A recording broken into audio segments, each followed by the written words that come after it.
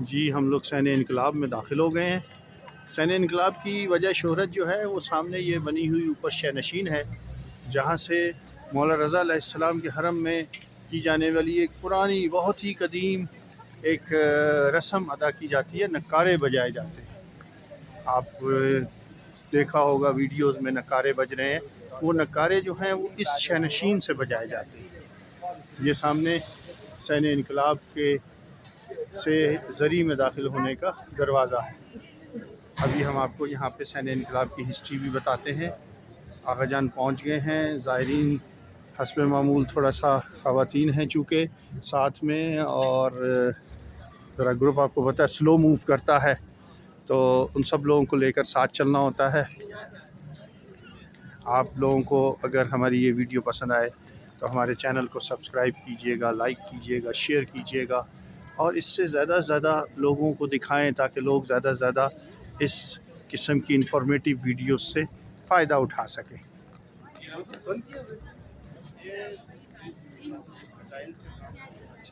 یہاں پہ نیچے ابھی انڈر گراؤنڈ ٹائلز کا کام ہو رہا ہے۔ کیا ابھی سب انفارمیشن ملتی ہے۔ سب سے پہلے اس کو دیکھیے، یہ وہ جگہ ہے جہاں سے نوبت بجائی جاتی ہے، نکارہ بجتا ہے۔ ابھی آغا جان بتائیں گے آپ کو اس کے حوالے سے۔ سب لوگ آگے ہیں۔ محمد وآل محمد صلوات۔ اللہم صلی علی محمد وآل محمد وعجل فرجہم۔ ایک اور سین جس میں آپ موجود ہیں، سین انقلاب، اور یہ سب سے قدیمی ترین سین ہے۔ سین انقلاب، سین آزادی اور سین قدس قدیم ترین سین ہے۔ اگر آپ انقلاب سے پہلے کی تصویریں دیکھیں تو جو یہاں سے آپ انٹر ہوئے ہیں یا اس دروازے سے آپ باہر نکلیں گے تو یہاں پہ آپ کو دکانیں ملیں گی، یعنی کہ حرم کی انٹرنس جو ہے یہی دروازے ہوا کرتے تھے۔ اب یہ کہ انقلاب سے پہلے یہ صورتحال تھی، انقلاب کے بعد آپ دیکھتے ہیں کہ کتنی ماشاءاللہ سے جو ہے وہ وسعت دی گئی ہے، وسعت دی گئی ہے۔ یہاں پہ ہو، حرم میں ہو یا باقی امامزادے ہوں، بہت زیادہ یعنی کہ ایک طریقے سے زائرین کے لیے سہولیات مہیا کی گئی ہے۔ یہ سین انقلاب، سین عتیق بھی کہا جاتا ہے، سین کھونا بھی کہا جاتا ہے، یعنی قدیمی سین۔ اس سین میں دو تین چیزیں، ایک تو یہ وہ واحد سین ہے کہ جہاں سے مولا کے گنبد اور مینارے کو آپ جو ہے پورے طریقے سے دیکھ سکتے ہیں۔ آپ آگے جائیں گے تو وہاں سے آپ کو جو ہے وہ پورا گنبد اور مینارہ جو ہے نظر آئے گا۔ اور اس سین میں ایک چیز یہ کہ جو آپ نے سنا ہوگا کہ شفا جالی یا سین شفا، یہ اسی سین کو کہا جاتا ہے۔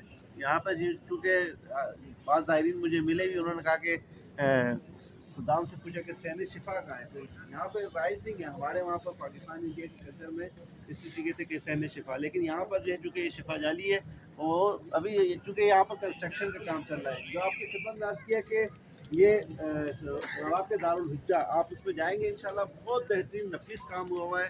ایرانی انہوں نے یعنی کہ فن معماری کو کیا ہے۔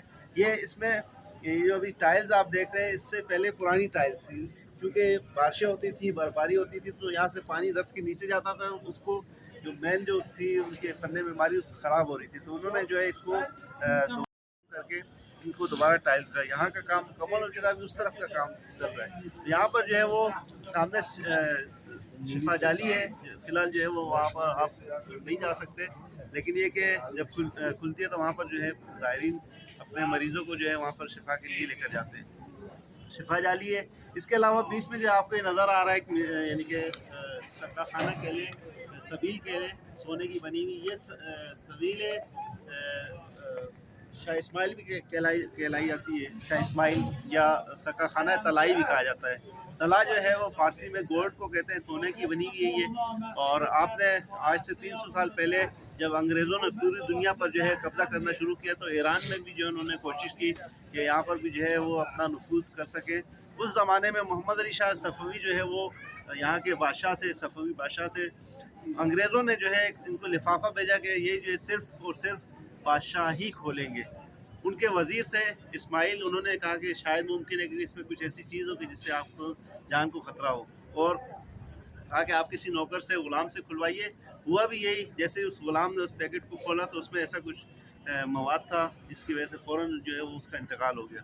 تو محمد علی شاہ صفوی نے اپنے وزیر کی ذہانت کو دیکھتے ہوئے کہا کہ آپ نے میری جان بچائی ہے، میں اور تو کچھ نہیں کر سکتا، لیکن تمہیں میں سونے میں تول سکتا ہوں۔ تو ایک پردے میں یعنی کہ اسماعیل کھڑے ہوئے، دوسرے پردے میں جو ہے سونا.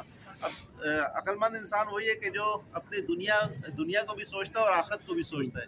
تو اسماعیل نے کہا کہ میں جو ہے کچھ عرصے بعد مجھے مرنا ہے، جتنا سونا جو ہے وہ میرے وارثین جتنے ان کی طرف چلا جائے گا. تو انہوں نے کہا کہ سب سے بہترین اپنی دنیا اور آخرت کا ذخیرہ کرنے کے لیے انہوں نے مولا کے حرم میں جو ہے وہ اس گولڈ کو ہدیہ کر دیا. تو یہ جو ابھی بنا سبیل ہے، شاہ اسماعیل سبیل یا خانہ اصطلاح، تو یہ جو ہے انہوں نے یہاں پر جو ہے وہ عطا کیا. اس کے علاوہ اس صحن میں دو علماء کرام کی ایک طریقے سے کہہ لیں کہ قبریں ہیں. ایک جو ہے وہ شیخ خر عاملی ہیں. شیخ خر عاملی جنہوں نے وسائل الشیعہ بہترین کتاب، جب جو بھی مجتہد بنتا ہے اس کتاب میں انہوں نے جتنی بھی معتبر ہماری روایتیں تھیں، نماز سے لے کر دیات تک، جتنی بھی تقریباً 56 فقہ کی کتابیں، ان سب روایتوں کو، معتبر روایتوں کو ان کی سند کے ساتھ جو ہے انہوں نے جمع آوری کی ہے. یہ ان کا جو ہے سلسلہ نسب خود جو ہے وہ لبنان کے رہنے والے تھے. یہاں پر مولا کے در پر آئے اور آنے کے بعد انہوں نے کہا کہ مولا میرا آخری جو ہے وہ آپ کے پاس ہی جو ہے یہاں پر رہے. بہرحال ان کا سلسلہ نسب جا کے جناب حر ابن یزید ریاحی سے ملتا ہے، ان کے سلسلے سے، یعنی کہ ان کی اولادوں میں سے ہیں. اور یہاں پر وہ افراد جو کہ شادی کے حوالے سے یا رزق کے حوالے سے پریشان ہیں، یہاں پر آ کر ان کے سورہ یاسین کو ہدیہ کرتے ہیں اور دعا کرتے ہیں، ان کی دعائیں جو قبول ہوتی ہیں. اس کے علاوہ ایک اور بزرگ ہستی یہاں پر جو ہے، یہاں یہ خواتین بیٹھی ہوئی ہیں. پہلے یہاں پر ان کا کتیبہ لگا ہوا تھا، یعنی کہ قبر کا وہ لگا ہوا تھا. اور ایک عارف کہہ لیں شیخ علی نقودکی کے نام سے جو ہے مشہور ہے، اور اس حد تک عرفان میں یعنی کہ آگے تھے کہ بہت سارے مومنین جب مختلف شہروں سے تبریز مریضوں کے حوالے سے دعا کرتے تھے تو یہ کیوب جو ایرانی قند جسے کہتے ہیں، وہ کہتے تھے کہ استعمال کرتے ہیں. جو شخص سامنے ہوتا تھا کہتا تھا کہ آپ اس کی نیت سے کھائیں. جو وہاں پر تبریز میں یا تہران میں جو مریض ہے، یہ یہاں پہ منہ میں رکھتا تھا اور یہ دعا کرتے تھے تو شفا اس شخص کو مل جاتی تھی. سبحان اللہ. بہرحال مولا کے غلاموں کی جو ہے وہ اس در پہ غلاموں کو جو ہے اس طریقے سے ملتا ہے. تو اور کہہ لیں کہ دوسری چیز یہ کہ ان کی باطنی آنکھیں کھلی ہوئی تھی، یعنی کہ ہوتی ہے کہ چشم باطنی جسے کہتے ہیں کہ انسان آگے کے اس کو دیکھ سکتا ہے. وہ اسی وقت ہوتا ہے کہ جب انسان جو ہے گناہوں سے دوری اختیار کرتا ہے، واجبات پر عمل کرتا ہے، تو وہ اللہ کی طرف سے ایک گفٹ ہوتا ہے کہ اس کو جو ہے اس کی باطنی آنکھ کھل جاتی ہے. اور اسی طریقے سے ان کو بھی اللہ تعالیٰ نے یہ چونکہ عرفان میں بہت زیادہ، یہ بھی جو ہے وہ نجف میں رہتے تھے، یہاں پر آئے، انہوں نے دعا کی کہ مولا میرا آخری وقت جو ہے وہ یہیں پر آپ کے پاس ہو. اب انہوں نے بہت سارے ان کے واقعات ہیں. دو واقعات جو وہ آپ کی میں ایک واقعہ ذکر کر دوں کہ انہوں نے پتہ تھا کہ چونکہ انقلاب سے پہلے ان کا انتقال ہوا ہے، انہوں نے آج سے 50-60 سال پہلے کہہ لیں کہ انہوں نے وصیت کی کہ جب میرا انتقال ہو تو اس وقت جو ہے آپ نے مجھے 30 میٹر نیچے دفنانا ہے. آپ 50-60 سال پہلے 30 میٹر نیچے جو ہے پہلے زمین کھودی جائے، پھر اس کے بعد جو ہے ان کو دفنایا جائے. تو ان کے اس وقت تو لوگوں کے لیے سخت تھا، لیکن چونکہ ان کی باطنی آنکھ کھلی ہوئی تھی کہ یہاں پر انقلاب آنا ہے، انقلاب کے بعد یہاں پر نیچے رواق دارالحجہ ہے، اب اس کے نیچے جو ہے ان کی قبر ہے. تو یہ جو ہے اس طریقے سے مولا کے کہہ لیں کہ عالم دین بھی تھے اور چاہنے والے بھی تھے. اسی طریقے سے ایک اور واقعہ جو ملتا ہے کہ شخص آیا مولا کی بارگاہ میں. بعد ہمارے مومنین کہتے ہیں کہ ہم نے دعا کی امام کے حرم میں، لیکن ہماری دعائیں قبول نہیں ہوئی. کوئی نہ کوئی مصلحت ہوتی ہے. دعا قبول نہ ہونا یعنی یہ نہ سمجھے کہ میری دعا قبول نہیں، کیونکہ روایتوں میں جملے ہیں کہ جب مومن دعا کرتا ہے تو یا اس کی دعا اس کی جو اس وقت کی پریشانی ہے، جو جس کے لیے دعا کر رہا ہے اس کی دعا قبول ہو جاتی ہے، یا اس کے بدلے میں دعا قبول نہیں ہوتی، جو آنے والی مصیبتیں اور پریشانیاں ہیں وہ ٹل جاتی ہیں، یا پھر یہ کہ آخرت کے لیے ذخیرہ کر دی جاتی ہیں. کہتے ہیں کہ کل قیامت کے دن انسان اپنی ان دعاؤں کو دیکھے گا کہ جو قبول نہیں ہو، ان کو جب ثواب دیکھے گا تو خدا کی بارگاہ میں اس وقت افسوس کرے گا، کاش دنیا میں میری ایک بھی دعا قبول نہ ہوتی، میری ایک بھی دعا قبول نہ ہوتی، مجھے اتنا اجر دیا جا رہا ہے. تو اسی طریقے سے ایک شخص آیا مولا کی بارگاہ میں، کہا کہ مولا مجھے جو ہے اولاد چاہیے. دعا کی، استغاثہ کیا، قبول نہیں. کسی نے کہا کہ جو ہے وہ آپ شیخ علی نقودکی کی قبر پر جائیں، سورہ فاتحہ ہدیہ کریں اور ان سے جو ہے آپ دعا کریں. بہرحال انہوں نے دعا کی شیخ علی نقودکی کی قبر پر سورہ یاسین کا ہدیہ پہنچا کر، ان کو جو ہے ان کی دعا قبول ہوئی. 1 سال کے بعد جو ہے آئے مولا کی بارگاہ میں، کہتے ہیں کہ مولا آپ نے تو مجھے اولاد نہیں دی، لیکن شیخ علی نفوذی نے جو ہے وہ میری جو ہے وہ دعا کو قبول کر لیا ہے۔ بہرحال یہ معرفت کی کمی کی وجہ سے، یہ وہ ہستیاں ہیں جو کہ قیامت تک کا علم رکھتے ہیں، علم لدنی کے مالک ہیں۔ اگر کوئی ہماری دعا قبول نہیں ہو رہی تو اس میں ہماری مصلحت ہے۔ بہرحال قصہ مختصر یہ کہ کچھ عرصے کے بعد 10-15 سال کے بعد آئے وہی شخص اپنے بیٹے کے ساتھ مولا کی اسی جگہ پر کھڑے ہو کر کہتے ہیں کہ کسی نے پوچھا کہ آپ نے جو اتنی تمنا کر کے اتنی منتیں کر کے جو ہے وہ آپ کو اولاد ملی، کہا کہ نہیں، اس نے میرے جینا دو بھر کر دیا ہے، یعنی اس کا کردار ایسا ہے کہ میں گلی میں سر اٹھا کر نہیں چل سکتا۔ تو مولا کی طرف سے اگر کوئی منع تھا تو اس میں کوئی نہ کوئی مسئلہ۔ اس کے علاوہ ان کی برزخی آنکھ کے حوالے سے ایک اور واقعہ ملتا ہے کہ جب یہ یہاں پر آئے تو انہوں نے دیکھا کہ مولا جو ہے وہ اپنے تربت سے ہرے رنگ کی شال اوڑے باہر نکلے ہیں، اور جہاں پر یہ ان کی قبر ہے یہیں پہ مولا نے جو ہے ایک طریقے سے اسٹیج کہا کہ اسٹیج بنایا جائے، اور جتنے بھی جو زائرین ہیں، یہ جو اس طرف ہے شیخ العاملی، یعنی کہ یہاں سے جو ہے وہ نواب صفوی کی طرف سے یہاں سے آئیں اور اس والے دروازے سے جو ہے وہ زائرین نکل جائے باہر، انٹرنس یہاں سے ہو اور اس طرف سے نکل جائیں، اور کس طریقے سے جیسے جو ہے فوجی جو ہے مارچ پاس کرتے ہوئے جاتے ہیں اسی طریقے سے۔ اب یہ کہتے ہیں کہ شیخ علی نفوذی کی کہتے ہیں کہ میں نے دیکھا کہ جب زائرین آ رہے تھے مولا کے، کچھ جو ہے وہ انسانی شکل میں تھے، کچھ جو ہے مختلف حیوانات کی صورت میں تھے۔ جو روایتوں کے مطابق بھی ایک ہماری ظاہری شکل و صورت ہے جو اللہ تعالیٰ نے ہمیں دی ہے، ایک ہمارے کردار کی وجہ سے ہماری شکل بنتی ہے جو کہ باطنی شکل ہماری کہلاتی ہے۔ اب وہ ہمارے جس کے نیک اعمال ہوں گے اسی حساب سے اس کی جو ہے وہ شکل ہوتی ہے۔ اب اس نے دیکھا کہ کچھ جو ہے وہ انسانوں کی شکل میں ہی ہے، کچھ جو ہے وہ ہمارا کسی کی جو ہے وہ کوئی بچھو کی شکل میں، کوئی سانپ کی شکل میں۔ اللہ بہرحال ہمیں انشاءاللہ ہمارے جو ظاہری شکل ہے اسی طریقے سے ہماری باطنی شکل بھی قرار دے۔ الہی آمین، الہی آمین۔ کہتے کہ جیسے ہی جب شکلیں مختلف تھیں لیکن جب مولا کے یہاں سے سامنے سے گزرتے تھے، مولا کا دست کرم، دست شفقت جو ہے ان کے اوپر تھا۔